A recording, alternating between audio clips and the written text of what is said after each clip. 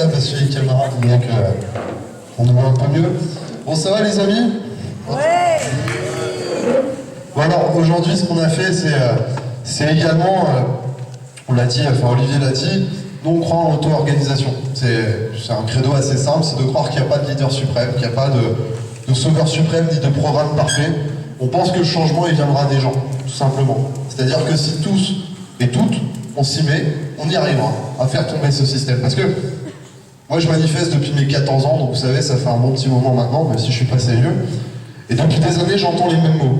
Ce système. Et on n'a jamais réussi à mettre un vrai mot dessus. Mais en fait, le système, c'est le système d'exploitation capitaliste. Et même à l'échelle municipale, on peut faire changer les choses, on peut changer le paradigme. Et c'est aussi l'objectif de cette liste. C'est de dire, ici, au local, on peut rendre le transport en commun gratuit en passant à un modèle de régie publique, un modèle de régie municipale, pour sortir de la logique de marché. On peut également le faire sur le logement. Le logement actuellement, vous savez, avec LMH, Veolia, on a externalisé des services, par exemple entretien. Donc moi, quand je travaillais à LMH, parce que je vous l'apprends, j'ai travaillé à LMH, d'ailleurs pour ça que je suis parti. À LMH, tous les jours, j'appelais une entreprise de peinture pour venir faire de la peinture. Parce que tous les jours, il y avait des choses à faire. Et pourtant, on n'avait pas de salariés peintres. On devait à chaque fois aller chercher quelqu'un d'autre. Ça coûtait 2 fois plus cher à l'entreprise LMH et donc 2 fois plus cher aux locataires. Changer nos paradigmes, c'est ça.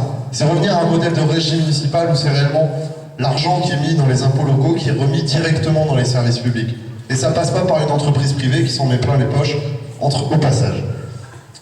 Ensuite, moi je voulais on parle souvent d'auto-organisation, mais